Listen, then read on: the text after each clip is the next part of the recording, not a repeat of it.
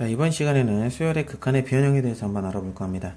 자, 수열의 극한의 변형이라고 하는 거는 우리가 일반항으로 오는 식이 조금 복잡할 때 치환을 해서 문제를 푸는 방법인데요. 물론 치환을 하지 않아도 풀리는 경우가 있습니다만 일반적으로 대부분의 문제가 치환을 해서 문제를 푼다라는 거 여러분들이 좀 알아두시면 좋을 것 같습니다. 일단 수열의 극한의 변형이라고 하더라도, 즉 치환을 해서 문제를 풀더라도 얘네들은 수열의 극한에 대한 기본 성질이 절대 어긋나지 않게끔 풀어야 된다는 거 여러분들이 꼭 명심하셔야겠습니다. 일단 대표적인 예를 들어서 조금 설명을 한번 해볼까 하는데요. 자, 수열 AN에 대해서 리미트 n이 무한대로 갔을 때 an 플러스 3분의 2an 플러스 5가 3에 수렴할 때 리미트 n이 무한대로 갔을 때 a n의 값을 구해주세요 라고 하는 문제를 예를 들어 볼 거예요. 자, 지금 우리가 리미트 n이 무한대로 갔을 때 an 플러스 3분의 2an 플러스 5가 3에 수렴한다라고 했는데 이 일반항 형태꼴로는 식 자체가 너무 복잡하죠.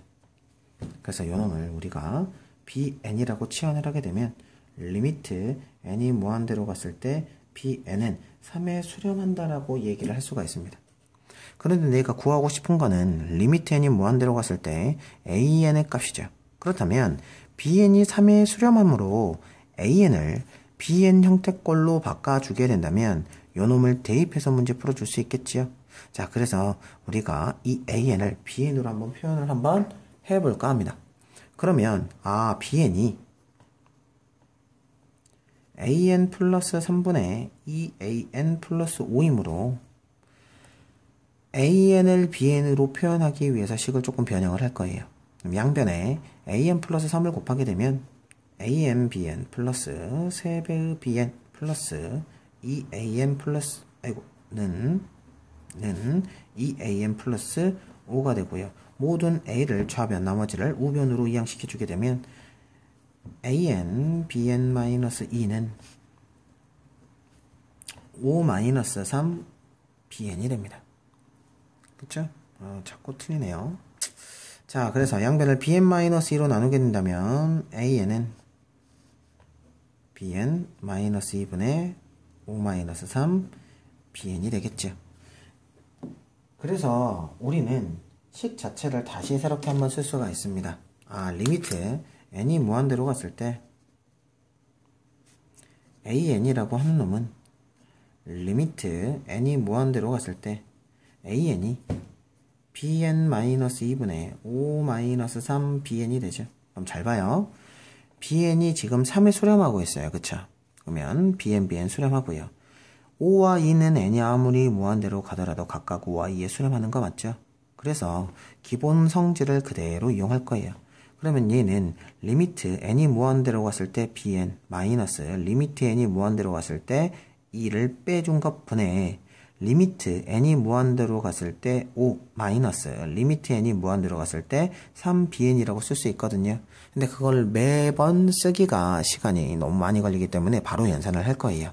그래서 bn이 3에 수렴하기 때문에 얘는 바로 3 마이너스 2분의 5 마이너스 3 곱하기 3으로 보게 된다면 얘는 1분의 마이너스 4가 되므로 마이너스 4라고 하는 답이 나오게 됩니다. 그래서 여러분들이 이렇게 리미트 n이 무한대로 갔을 때 오는 일반항 자체가 그렇게 복잡할 때는 우리가 치환해서 문제를 풀더라 라는 거 꼭 명심해 주시기 바랍니다. 물론 치환을 하지 않고 조금 더 빨리 풀 수 있는 방법이 있는데 이거는 솔직히 말씀드리면 올바른 방법은 아니에요. 하지만 학교 시험 문제를 풀다가 보면 시간이 모자랄 때 있죠. 근데 도저히 시간이 모자라서 못 풀다 라고 할 때는 어차피 찍을 바에야 이렇게라도 풀어라 라고 얘기는 하고는 싶습니다. 자, 하지만 이러한 방법으로 무조건적으로 풀면 안 돼요. 자, 리미트 n이 무한대로 갔을 때 an의 값을 구해달라고 그랬어요. 그럼 값을 구해달라고 하는 얘기는 조금 짱구를 굴려보자면 어떠한 수에 수렴하겠다라고 하는 걸 내비치고 있는 거죠. 그래서 얘가 알파에 수렴한다라고 한번 생각을 한번 해볼게요. 알파에 수렴한다면 리미트 n이 무한대로 갔을 때 an 플러스 3분의 2an 플러스 5가 3에 수렴하는데 아, 얘가 수렴이니까 AN도 수렴, 3도 수렴, 2AN도 수렴, 5도 수렴이 되죠. 그래서 여기에 있는 식 자체가 어떻게 변형이 되느냐? 알파 플러스 3분의 2알파 플러스 5가 얼마더라? 3이더라. 또한 양변에 알파 플러스 3을 곱하면 2알파 플러스 5는 3알파 플러스 9가 되고요. 따라서 알파는 얼마? 마이너스 4. 근데 알파가 뭐라 그랬죠? 리미트 n이 무한대로 갔을 때 an의 값이라고 했으니까 리미트 n이 무한대로 갔을 때 an의 값은 얼마다? 마이너스 4다라고 하는 답이 내가 구했던 거랑 똑같이 나와요. 자, 그런데 이렇게 푸는 거는 정말 시간 없을 때 정확하게 푸는 거는 치환을 해서 여러분들이 풀어주셔야 된다는 거 꼭 명심해 주시기 바랍니다. 그러면 하나의 예를 더 들 건데, 자, 리미트 n이 무한대로 갔을 때 n이 1에 수렴할 때 리미트 n이 무한대로 갔을 때 1-n 곱하기 n의 값을 구해주세요 라고 한 거예요.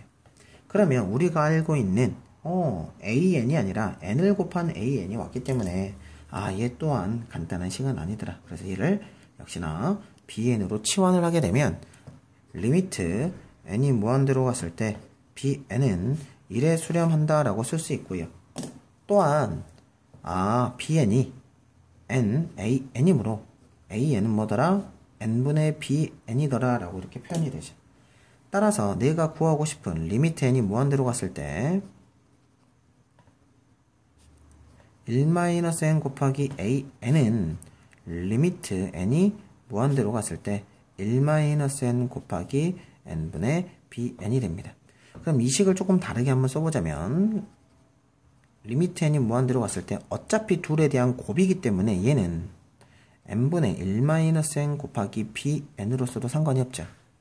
자, 그때 우리가 리미트 n이 무한대로 갔을 때 n분의 1-n이라고 하는 거는 무한대분의 무한대 형태꼴인데 얘 1차고 얘 1차죠. 따라서 앞에도 수렴하고요.